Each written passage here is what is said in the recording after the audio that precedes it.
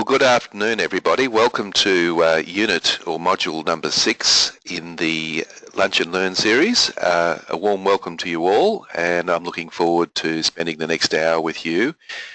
If you have questions, the normal process is put them in the question box. I just want to check to make sure that the sound is fine. Could you please just type in all clear or something? Just let me know that I'm being heard. Great, thank you, Bart. Thank you, Jill. Thank you, John. Yeah, good. Thanks, Byron. Thanks, Evan. Great, sounds good. All right, welcome. So what I suppose the first thing to talk about is, well, why would we be interested in facilitating effective meetings? Well, when you think about it, our whole life is a meeting. I mean, you could argue that what we're doing here is a meeting. And then as soon as this is finished, you're probably having another meeting and another meeting. So life is just one long meeting. And as leaders, of course, we are charged with running these meetings, facilitating these meetings and planning them. So we have a bit of an obligation, I think, to make sure that we run effective meetings. And one of the nice compliments that people can give about you is that you run a good meeting. I think that's a very nice and reasonable compliment to have. And of course, the flip side's true too, that the meetings are rather mundane and boring, and that's not what you want to hear, of course. All right, so let's move on. Just do a quick recap. Now, we've come a fair way since we started. We talked about feedback, and I suggested to you that feedback was critically important and that I gave you some homework to give 3 bits of feedback every day, whether they were positive or negative, just to give those that feedback. So I hope that you're building on each of these and you've been doing that. We talked about influencing, and you might recall we had the influencing capabilities profile. You had an opportunity to consider whether you were an investigator, a calculator, a collaborator, or a motivator. So your style of influence would be your preferred approach, and my suggestion during that module, module 2, was to try to use all 4 approaches. So I hope you've had some interesting insights into your ability to influence other people, because we're all in that business of influencing other people. In module 3, we looked at optimizing team performance, and that was really around conversation skills and how to have good conversations with the people that you lead. And the argument is that you can't really change anybody unless you have a conversation with them. You can't do it via email. You can't do it in a meeting. You can't even do it in a hallway. You've got to sit down and have a conversation with people in order to get their buy-in. So that becomes a critically important aspect of leadership, is to have good, constructive, positive, and fruitful conversations with the people that you lead. In module 4, we looked at getting the best out of people, and what I did there is I talked about some motivational theories and some ways and means of working with other people. I guess the takeout of that was that there are 3 things that are critically important when you're working with people, particularly knowledge workers, and that is providing them with autonomy, providing them with mastery, and providing them with purpose. And if you keep those 3 words at the forefront of your mind when you're attempting to create the motivational environment for people to give of their best, you'd be doing a lot of good things.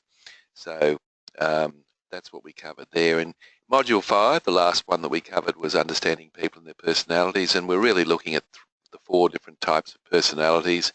I use the animals, bulls, owls, peacocks, and lambs, and got you to do the diagnostic, and then you, I guess your homework was to really to observe other people around the place and see where their personality was. And I guess it was based on the platinum rule, and the platinum rule is that you treat people how they want to be treated rather than the golden rule of treating people how you want to be treated. Big mistake that we often make. So we've covered a lot of territory, and the whole idea is to keep working on those things in between the sessions. And your homework, of course, was to approach people and lead them with an emphasis on their personality type. So I hope you've had a chance to do that. And if you've got any interesting stories or insights, happy to hear those. You can either email them through, or you can type in the question box there any observations that you have about personality types. All right, so I think we should move on to the subject, and of course, as I said, treating people how they want to be treated, not treating people how you want to be treated, which is the golden rule, is the critically important element, or it's one of the mainstays running through the Lunch and Learn series.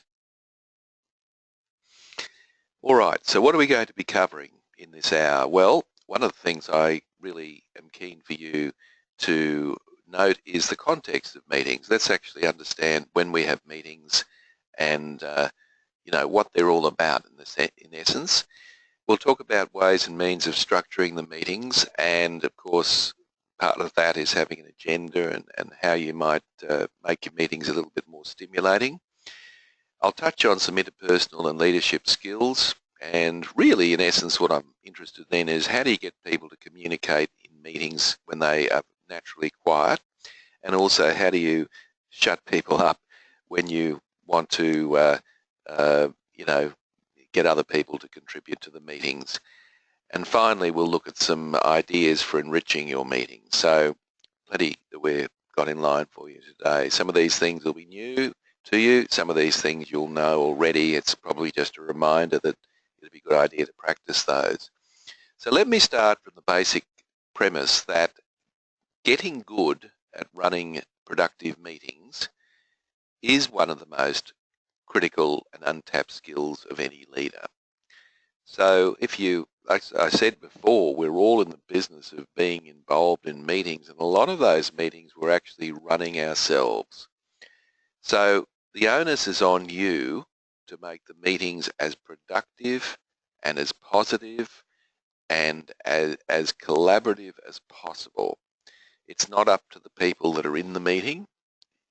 That's on the basis, of course, that you're running those meetings, and notwithstanding that we all attend other meetings where we have very little control over those elements. At least when we're running a meeting, we want to make sure that we're doing the very best we can. So that's the basis of why this is an important module in the Lunch and Learn series. Okay, so let me say something else about meetings which is important, and here's what I want to say about meetings. That if you think about it, the meetings themselves that you run are not productive. I don't care how good they are or what you cover, they aren't productive. What happens or doesn't happen between the meetings determines how effective the meeting is. In other words, a meeting is only set up to create a structure where things will occur between meetings. Okay, now arguably you can have a meeting that's quite effective when it's about creating and generating an understanding of other people in the room or different perspectives. Meetings can be quite productive when you're educating people. You might have a guest speaker or something like that. But at the end of the day, if nothing happens between the meetings, then you could almost argue that it's been a waste of time. So it's critically important that we acknowledge that it's what goes on between meetings that's critically important.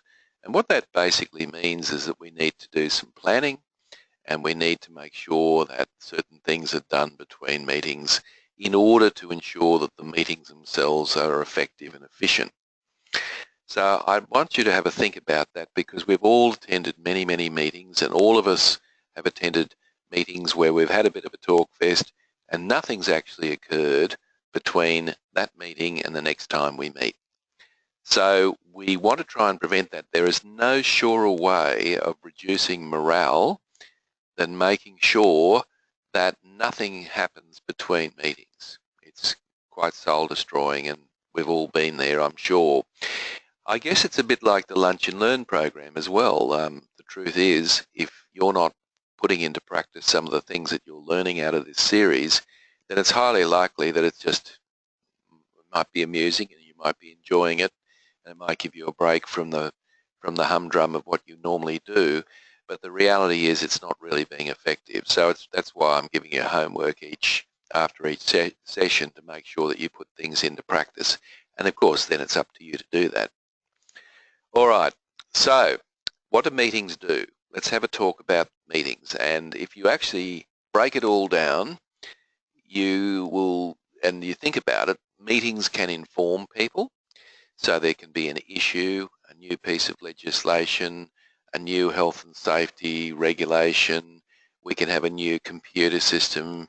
We can have all sorts of interesting things where people are actually coming to meetings to be informed about and updated about new processes and new procedures, new ways of doing things. And I'm sure many of your meetings are exactly about that. And you yourself as the leader would be doing a lot of that informing from the chair. But I want to challenge you to think about meetings as an opportunity for education as well. And I want to challenge you to think about how you might educate people and where's the best form of education come from? The people in the meetings themselves. So if you've got people who've got a particular skill or some knowledge in an area that's relevant to the work that you do, why not ask them to address the meeting for, say, 5 minutes or whatever, and actually get them to do the work so that they can put a small presentation together on a particular aspect of work that they do. It's affirming to the person giving the presentation. It's educative to those other people that are sitting in the meeting. It makes the meetings more interesting, and it certainly changes the dimension from just mindless reporting through to education. Meetings can be used to clarify. So where you've got confusing issues or new policies or procedures where we deal with the customer, the meetings can be used to clarify situations and how to deal with certain circumstances in the future based on the past. So they can be used to clarify. They can be used to engage. So you've got new members of the team, for example. It's an opportunity to get them involved in the meeting itself. You can ask them to talk a little bit about their background and basically attempt to try and engage them in the process of the meeting. My experience tells me that that's one of the most difficult things for leaders to do, is to try to engage everybody in the meeting. You'll certainly engage some, but engaging everybody is often quite difficult. Meetings can be used to solve collective problems. So we can use meetings to do that. So we might have an issue that's affecting everybody in the team and we don't have a solution.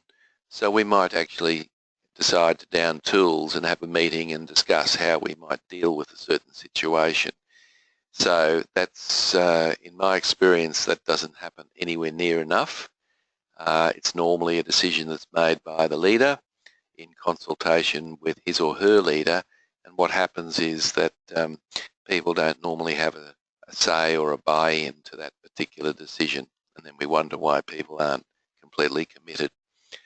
Meetings can be used to review progress, and this is probably an overused use of the meetings, where we come along and we give our weekly, fortnightly or monthly report. So the whole idea is to just have a work in progress type of scenario. So meetings still have an important role to play in that, but I guess I guess my point is it's only one of several different opportunities. And of course, meetings are there to make decisions. So we can collectively make decisions based on the consensus or the feedback from the meeting.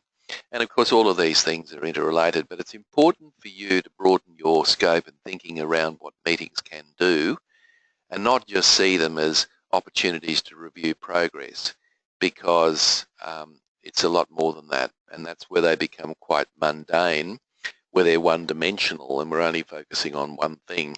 So take a pride and get good at running meetings and put some variety into your meetings. I strongly recommend you do that. You'll get a great reputation around the place as somebody who runs a really good meeting, and that's a really good thing to have a good reputation for. All right, now what could be quite a useful exercise for you is, and this is coming up on the screen now, would be for you to work out the cost of meetings in your workplace. That is going to be a scary number. So what you do, and you can do this as an exercise, which can be very enlightening. So what you do is you say, righto, what would be the average income of our team? You just work out an average income per hour for your team generally. So, I'll just give you an example here. It might be, just for argument's sake, $31.25 an hour. That's what people get paid if you bring it back to the hourly rate. So that's the average. Then the question then is, how many meetings do we have a week? And the answer to that question might be, well, I have 5 meetings a week. Of course, many of you would have a lot more than that. So I've now got an hourly rate. I know how many meetings people attend and how long do these meetings typically go for. And we might say, well, those 5 meetings go for 2 hours. I spend 10 hours a week in meetings, okay? So then you say, well, how many people have I got in my team? I've got 6 people. And don't forget, while somebody's sitting in a meeting, albeit now we've got, people fiddling around on their iPhone and all sorts of things, the reality is they can't be doing something else substantial while they're in a meeting, so there's an opportunity cost to running a meeting. For example, in this hour that we spend together, the opportunity cost is while you're not doing something else. So what that means is that we actually have to double the cost. And so it's not 1 hour, it's actually 2 hours. So if we work it out for 6 people over the course of a year, we're talking about $195,000 a year in costs in terms of people attending meetings if you've got a team of 6 and using those figures that I've just shown you. Now, if you multiply that by the number of people, if you're in a large organisation, that can become a serious cost. So $195,000 is not the problem. The problem is, are we getting $195,000 worth from the meetings? That's the question. So meetings are costly, and we need to understand that that does require a cost. Just to give you some numbers, based on those numbers that I've just shown you, if you took an organisation with 1,000 people, over the course of a year, extrapolating that information that I've just given you, which is reasonably conservative, that's costing an organisation of 1,000 people $32.5 million in meeting costs, which is a lot. And, the question then is really, are we getting $32.5 million out of our meetings? Or perhaps are we getting more than our $32 million out of our meetings? So you might like to set a case in your workplace. It's very simple to do, and you can put a figure down and say this is what it's costing us to have people in meetings, and to build a case that we have better meetings and perhaps even less meetings as a result of that. So it's something that you might like to think about. So guys, if you've got comments or questions, I'm always open to those, so just type them in and we can have a chat about that. And I'll do that whenever I get something coming through. All right, now here's a couple of very important tips that I would strongly recommend that you do. And some of these things are a little bit controversial, and I think some of you would be doing some of these things and probably very confidently thinking it might be the right way to go. But let me say a few things. I don't think there's any value in you rotating the chair. Why? Well, I understand why people do it, of course. But what they're trying to do is get everybody engaged in the meeting, so that means that every month or fortnight or even week we have somebody who is basically chairing the meeting. Now, there's a couple of issues that come into play here. One is that people dread that. They're not really looking forward to their opportunity to chair the meeting, so it doesn't actually, it puts a bit of a damper on things because that person doesn't want to do that normally. Secondly, it's probably not done at a great quality because they're new at it and they've only do it once every, say, 6 months or whatever. So that's probably not going to work very well. The rhythm of the meetings is not going to be consistent because we're going to have different ways of doing things. My strong suggestion is for you as the leader to sit at the head of the table and assume the role as the chair of the meeting for every meeting. Why? Because I think that's a core leadership capability and one that you should be demonstrating. I think that's part of your role, and I don't see any value. I don't see enough value to rotate the chair to warrant doing it. So there's some food for thought. If you're doing that, then why don't you just stop that and just become very good at it yourself? And by engaging other people from the head of the table, you will engage people without putting people through the angst of actually chairing the meeting each week, fortnight or month, depending on when it is. So there's a thought, and those of you that run virtual meetings, of course, that makes it even worse, where you have people chairing at all sorts of different places, and it just doesn't work very well in my experience. So assume the role of leader and don't rotate the chair.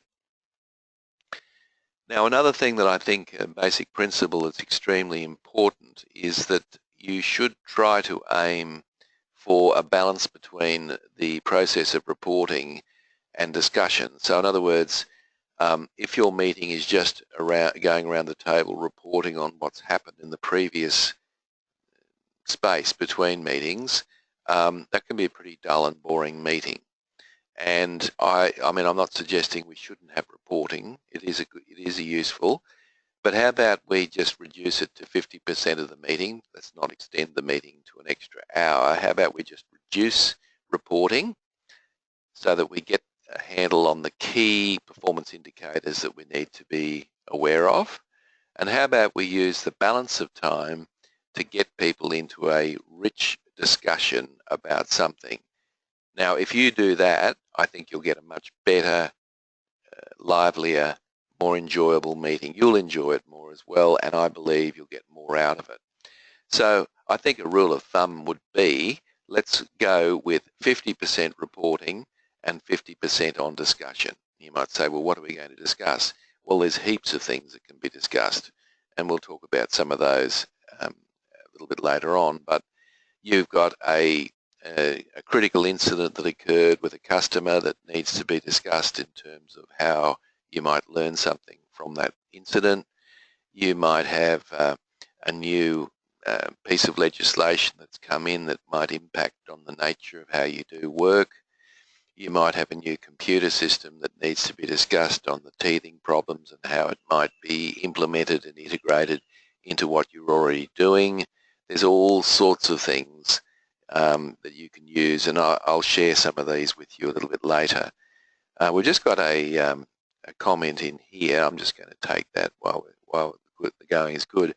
Tim, are you aware of the practice of stand-up meetings, and could you talk about the purpose and conduct? Thanks, Kate. Yeah, look, I will actually spend a bit of time later on talking about stand-up meetings, and they can be highly effective. So if you just hold that, Kate, I'll come to that. I've got a slide on that, and I'll spend a bit of time on that a little bit later, but thank you for raising that.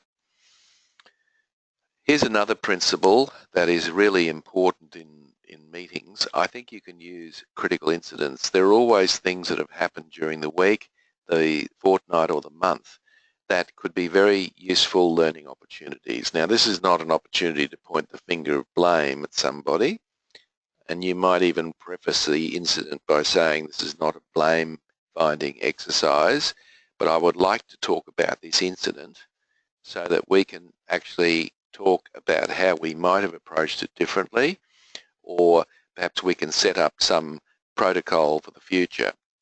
Right now, The critical incident can be positive or negative. So the whole purpose is to use real life, day-to-day work situations to discuss and come to resolution and conclusion about. So there's heaps of things that go on in your business and your organisation every week. And some of these things are ripe for discussion in the team meeting. Some people think, well, I won't bring it up because I don't want to open a can of worms. Well, trust me, people are probably talking about it behind your back anyway. So how about we just bring it up in the meeting and have a good discussion, a good constructive discussion about it. And the way I would start that discussion is simply saying to people, look, what I'm interested in here is contributions which are constructive, which will allow us to move forward with a better way of dealing with this. So I don't want to talk about things that are unconstructive and things that we can't change. I'm interested in the things that we can change and how we might go about that. So you can have a great discussion on that, and I think it's very, very good to do that. You could actually get, for example, the person in the team who was directly involved in that to lead that discussion. What would be wrong with that? I think it's a good thing to do, actually, as such. Okay, just got another comment here.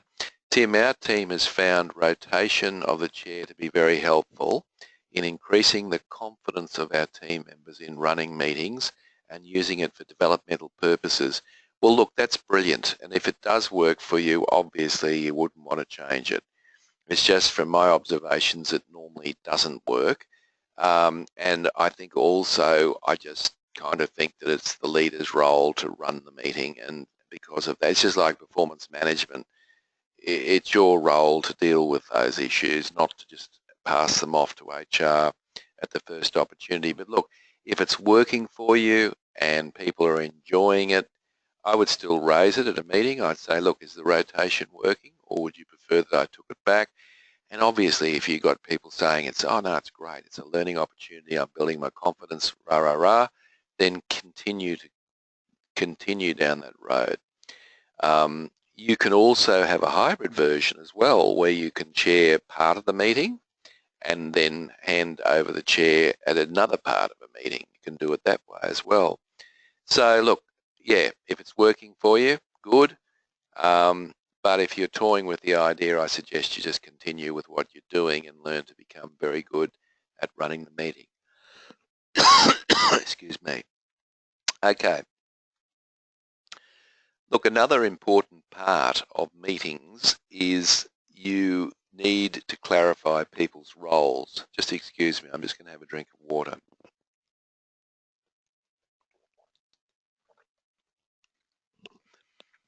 Yeah, so if you clarify people's roles, what I actually mean by that is that there's a lot of people sitting around the table at your meetings that really have no clue what other people do around the table. In fact, they probably think they know, but they have no idea, and you know that because you can take a different view of it. So, and of course people are embarrassed to ask because they think they should know. So what about using the meetings to get people to clarify their roles?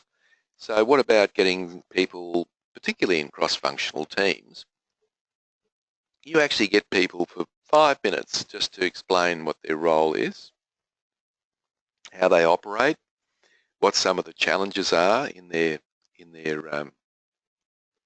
day-to-day work, maybe some of the wins that they've had, and just give them 5 minutes. So they're on the agenda for 5 minutes to talk about what their role is and how they go about what they do. That will help educate and inform other people around the table of the roles, because when people aren't quite clear about the roles and responsibilities of other people around the table, that creates enormous tension, because people make assumptions that so-and-so should have done this, or this should be a priority for them, when in actual fact the other person doesn't see it that way. So what about using the meetings just to get people to clarify roles? Now obviously if you're leading a team and everybody does exactly the same thing, probably not a good idea to do that. Although I have found something very, very useful where you actually go around the table and you say to the people around the table. If you had to describe in one sentence what your role was, what would you say? It's a really powerful exercise. I did this with a group of managers not so long ago. We went around the table. There were 6 managers sitting around the table. I asked each of them to tell me in one sentence what the main purpose of their role was. And what I found interesting at the end of the 6 people mentioning what it was, is not one of those 6 people mentioned anything about leading people. In other words, it was all about getting the product out the door and making sure systems and processes were operating effectively. And I was in a position there, because I was chairing that meeting, to make the observation that none of you mentioned anything about leading people. And you could hear a pin drop, as you could imagine, because people would obviously recognise that is in fact a vitally important role of being a manager. So that could be interesting for you, just to hear what people's particular. You'll find some people have a huge amount of trouble even answering that question. So you can imagine, if they can't answer that question at a team meeting, how difficult it is for them day to day to be able to clarify what their priorities are. So, there's an exercise for you, and it's a lot of fun, and it's quite insightful.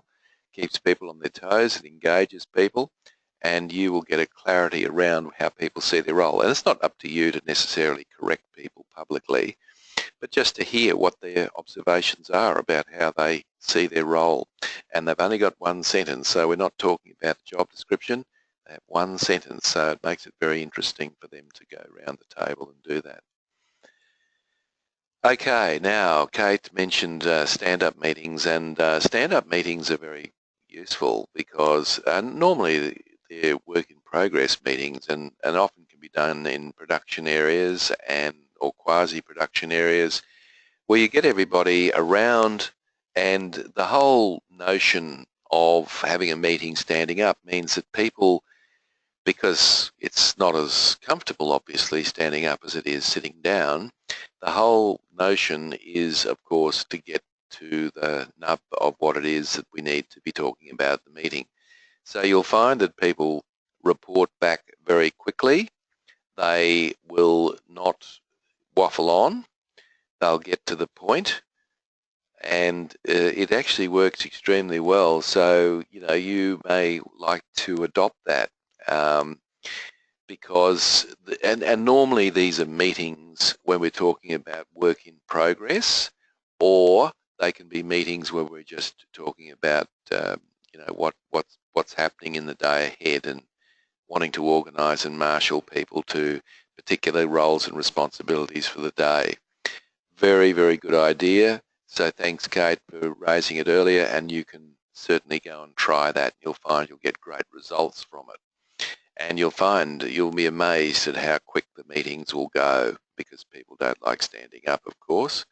And so they are not so inclined to grandstand, and they'll tend to get straight to the point. So these are very powerful meetings.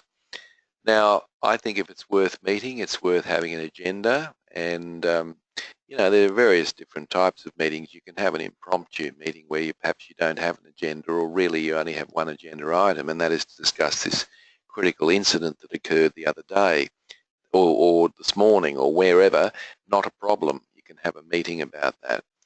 But you should have an agenda. You should put some thought into the agenda. You should circulate the agenda, and you should vary the agenda. So there's a whole range of things there. Now, what I'd be trying to do, of course, is get people to contribute to the agenda, so that we have people adding items to the agenda. Because by doing that, we make the meeting more collaborative, and we use it as a vehicle of communication for everybody in the team. I would suggest to you, if you've got 6 items on the agenda, that the first 2 or 3 are the most important, so we get to the most critical issues on the agenda first, so that if we run out of time, and inevitably you will, you can then carry over the remaining item or items on the agenda to the next meeting, and they become the top of the next agenda. I think another little tip that I'd strongly recommend is that after each agenda item, you put in brackets the time you expect it to take to discuss. So for example, if I'm going to discuss the new office move, I might put in brackets after that 20 minutes, which basically means that I have allocated 20 minutes to discuss that topic. Now this is really powerful because if you find somebody who is waffling on, inevitably they will, it's hard sometimes to stop people, you can easily then, as soon as they draw breath, say, look, can we just be very brief? We've only got 20 minutes on this item. And people can see in front of them on the agenda, on their computer screen or on the piece of paper, they can see that there's 20 minutes. And so you can easily continue to move the conversation on based on that. So it's just a very simple thing, and it can be a very powerful way of keeping people on track. So that's something I strongly recommend. You don't have to have too much detail on the agenda, just the key items as such. But I think it's important that people understand what will be discussed in the meeting. It's courtesy. They're spending time sitting in a meeting and they want to know, well, I certainly do. If I'm going to a meeting, I want to know a little bit about what's going on during the meeting. In fact, I want to know that before the meeting so I can start planning, if I choose to, planning my contributions in the meeting or planning my presentations, depending on what it might be that I'm going to discuss. So that's something you might like to think about, but I think agendas are a good thing, and I'd be interested in your experiences of using agendas. They don't have to be terribly formal, but it just is courtesy. I had an agenda at the beginning of this meeting. You might note I had 4 things that I wanted to talk to you about, and I ran through those. So, it's courtesy for the people attending your meeting. Now, I think something that people don't do very often is summarise at the end of the meeting. Now, I think, I wouldn't put too much pressure on yourself. I think there's probably people in your team who are very good at this sort of thing.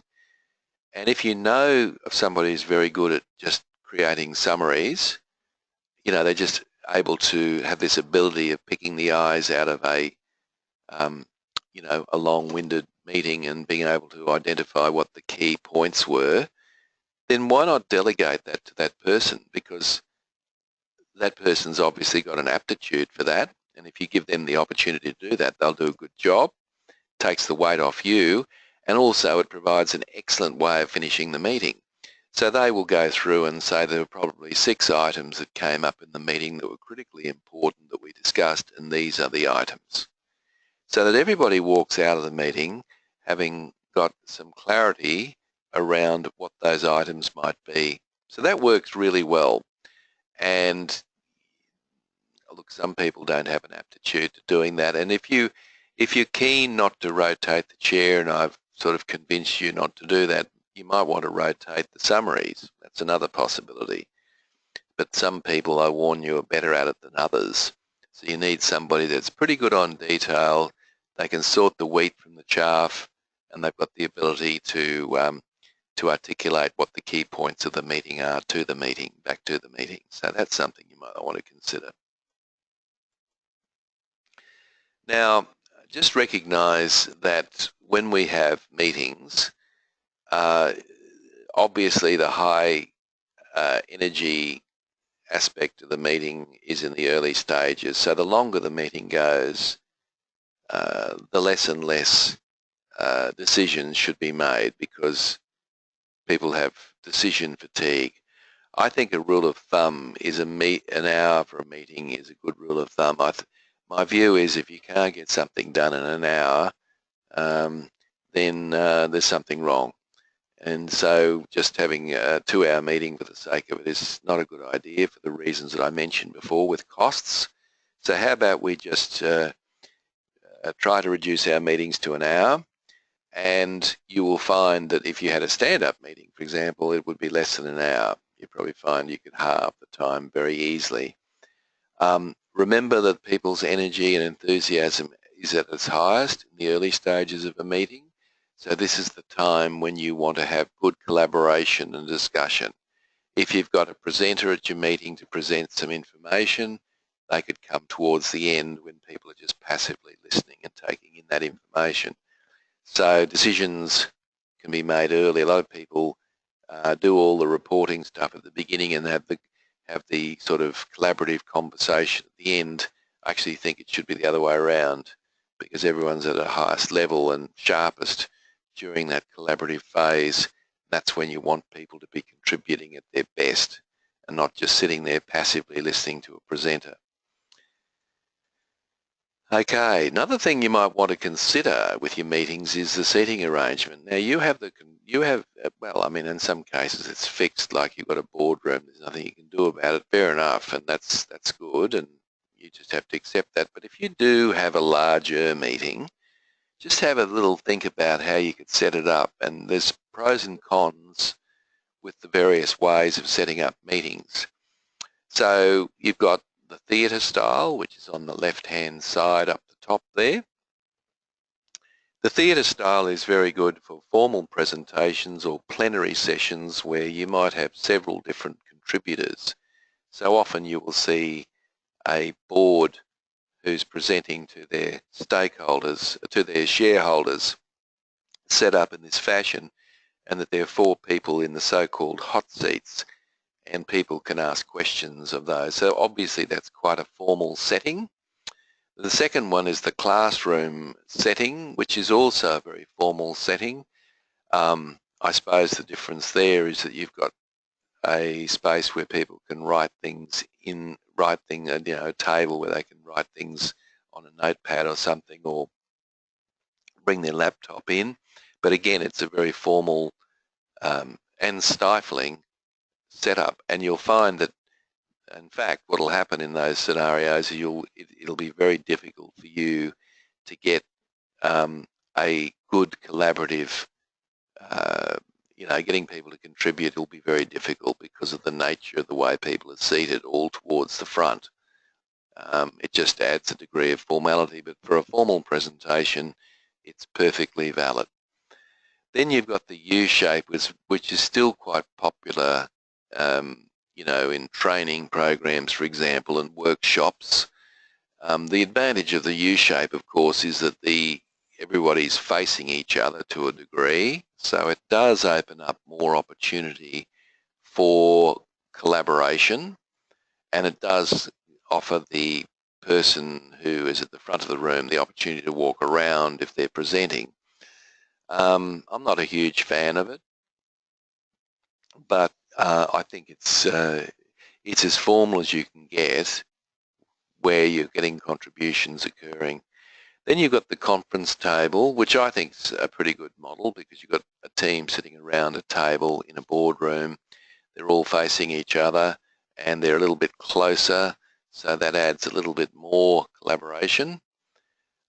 You've got the banquet style, and this could be done at a dinner or a breakfast meeting or something like that. And this can be very good for I guess you could say, socially engineering who sits with whom. So you could actually work out who sits at what table.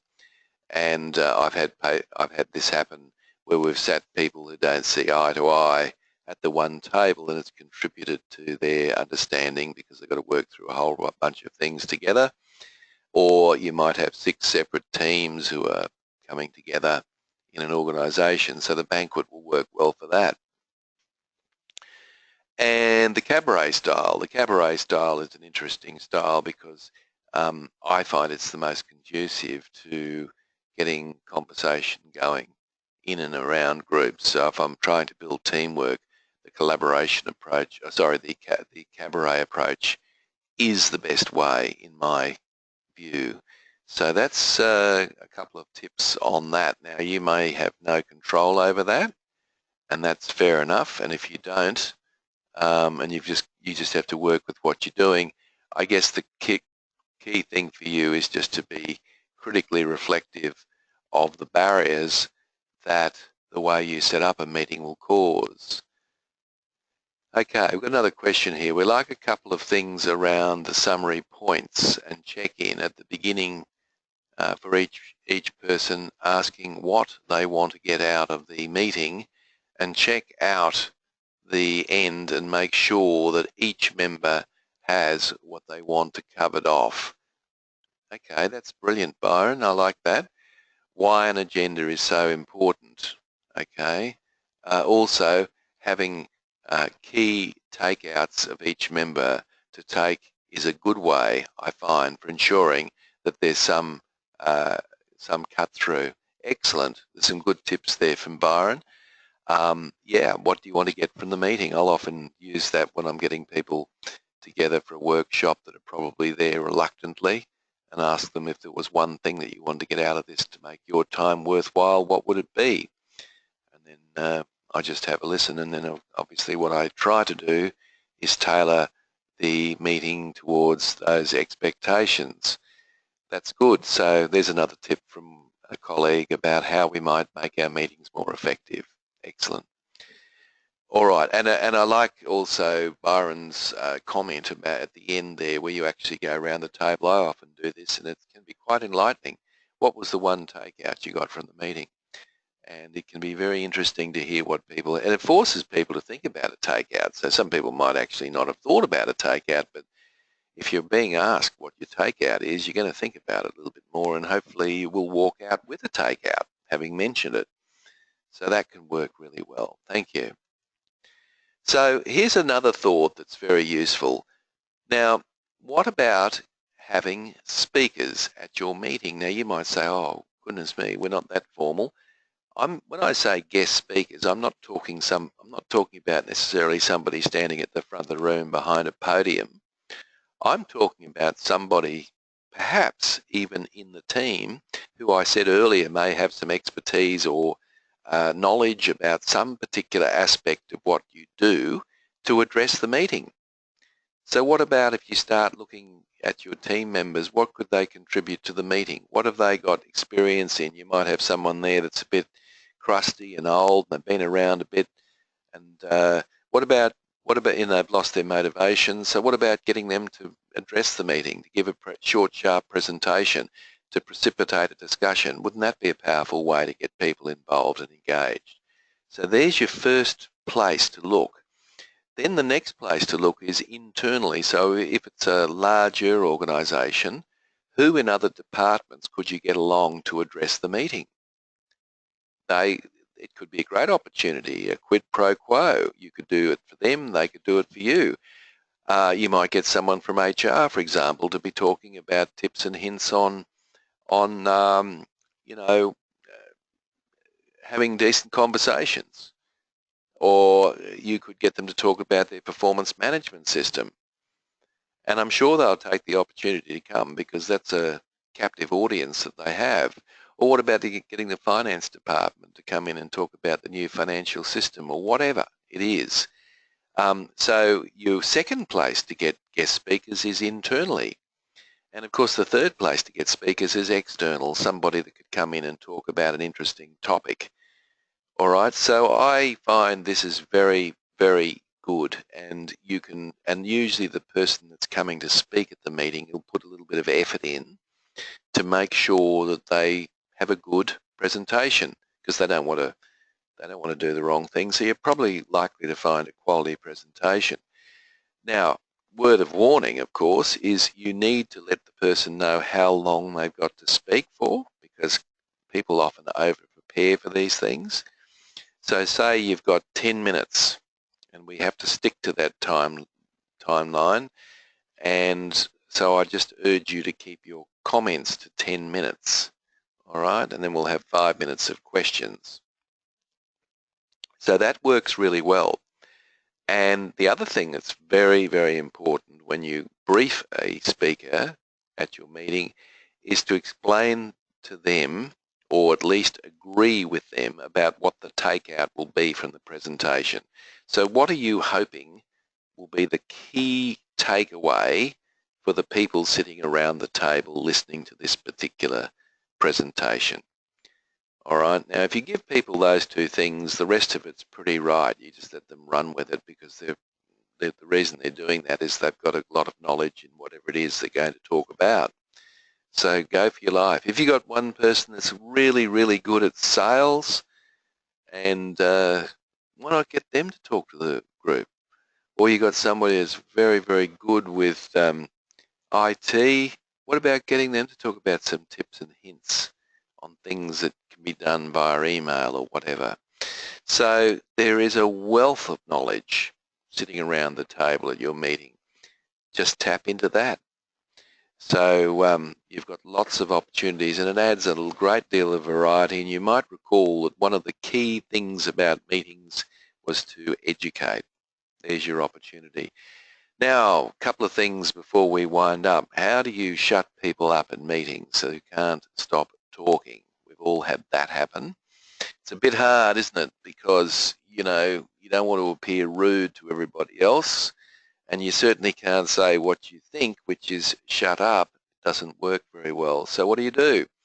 Well, my best advice to you there is, if you've got on the agenda, you've got, bracket 20 minutes, you can say to the person, just be brief in your comments before they start talking, that is, because we've only got a short amount of time and I want to hear what everyone's got to say. That might work. If it doesn't work, another option is that as soon as they draw breath, and you've got to be quick off the mark here, because some people, it seems like they don't draw breath at all. But the moment they do, you jump in and you paraphrase them. What's paraphrasing mean? It means you say to them and to the rest of the people in the meeting, so in other words, what you're saying is that you had difficulty completing that report because you didn't have up-to-date information from various people outside this room. Now, if you've got that right, bingo, they'll probably nod or say yes, and you can say, great, okay, well, we don't need to go any further on that, right? There's nothing wrong with saying that. I've now effectively honoured that person by showing them that I'd heard what they said. I had then elegantly shut them up, and I can now move on to the next big thing. So, and also, if you look around the room when you do that, you'll find a huge sigh of relief. People around the room also know that they might be long-winded normally, and if you make the effort to paraphrase them, they will be very happy, and they'll see that as a very useful skill. So you're doing a lot of things there as such. All right, just got a couple of other comments too. Hi, Tim. A car park where we put up a later date if it's chewing up time. Yep, good idea. Thank you.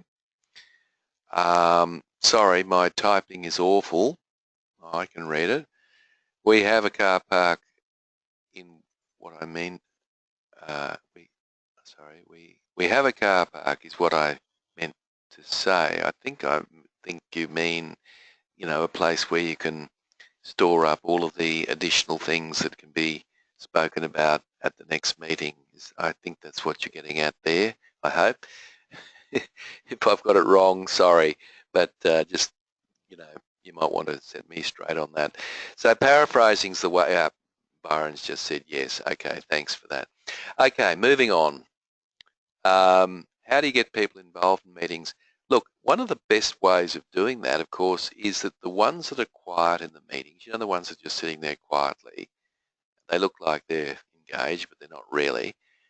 What you do is, and don't have any qualms about this, you'll find it works really well, just look over to them, make eye contact with them at an appropriate time, of course, in the meeting, and just say, Fred, you haven't had anything to say about this issue. Is there anything you want to add that hasn't already been mentioned? Now, if you do that, Fred has every right to say, no, all good. But Fred, of course, is also invited to add something that perhaps he was thinking of saying, but he didn't want to say for all sorts of reasons. But think about the psychology of this. Fred or Mary know that you are going to call upon the quiet ones to speak during the meeting, so it just might encourage people to realise that they can't hide. And the second thing is, everyone else in the room knows that everybody is expected to say something. So you will get stronger participation just by doing that. And there's nothing disrespectful about it. Mary, is there anything you want to add to what's already been said? Is fine. And Mary can answer that however she chooses. So there's another little tactic that you can use to get people involved. Okay, and one thing that you might like to try is a team values charter. You'll be getting these slides, of course, at the end, so don't panic. But you actually start, this works magnificently for a team. So you start by saying, if there was one value that's important to you when we meet as a team, what would it be? You get people to write these down. You have to start yourself, of course. What does it mean? So in other words, define it. Why is that value important to you? Which of course is the third point. What behaviours would demonstrate that value and what behaviours would violate that value? So you hear everyone around the table, great contribution, and we can really hear where people are going, and what we're actually doing is setting up a values charter for our team that works extremely well. So I've had people using this even in the home with their family, so I know it works, and it might be worth something that you might like to consider for your team. And these are just, of course, you've got your organisational values. These are values for how your team members like to treat each other while they're meeting and working together, and it gives you a great opportunity to work with that. All right. The other thing is, and I just don't get this, why don't we start our meetings on a positive? Why can't you go round the table, and please, if you've done this, could you please indicate in the question box there, tell me, because I'd love to hear this. Why not start with win for the week? And you start with yourself and you say, right, I had a win for the week. We had rah, rah, rah, rah, whatever it is, and you go round the table. Now, the first time you do this, if you haven't done it, people will look at you very weirdly and think, what's this win for the week? I can assure you, if you hold the line on the second meeting and the third meeting, they will come prepared to have a win for the week. And you'll find that some people will actually share with you personal things. You know, my son made the soccer team, or whatever it might be. Great, not a problem. And you create an upward spiral of positivity in your meeting. And that's a great way to start. It only takes 5 minutes, and boy, does it make a difference, because we're going to talk about all the negatives, aren't we? So why not get into it and talk about the positives? So win for the week can be a very powerful strategy as such. All right, so we've just got a... okay, sorry, Bart was asking a question and I've answered that. Okay, well, that's good. Yeah. It doesn't have to be work-related, Bart. That's right. And I look, you know, I don't care what they bring to the meeting. You'll hear all sorts of interesting things, but why not just get off to a good start? It's just, you know, there must be something good that happened in the week. If people are sitting there scratching their head and thinking, I can't think of anything that happened that was good, well, that's a bit of a worry, isn't it? I mean, it must have been a bad week. So get people to talk about a win for the week. It can work really, really well. So guys, that brings us pretty much to the end, and I've thrown a lot of stuff at you, and be reassured you'll be getting the video coming out to you this afternoon, and also you'll get a copy of the slides as well. And your homework, guess what, is to implement some new approaches to your meetings. You don't have to do all the things we talked about, that's just too much. But what I suggest you do is to take the gems out of today, and the very next meeting you've got, start implementing them. You'll be amazed how much difference it'll make. And yeah, I hope that you do that and improve the quality of everybody's life in your team by improving the quality of your team meetings. So thank you very much, folks. We're pretty much towards the end now. Well, we are at the end of our 6 sessions. I have enjoyed working with you, and I really appreciate the emails and the stories and the clarifications that I've been getting. So thank you very much.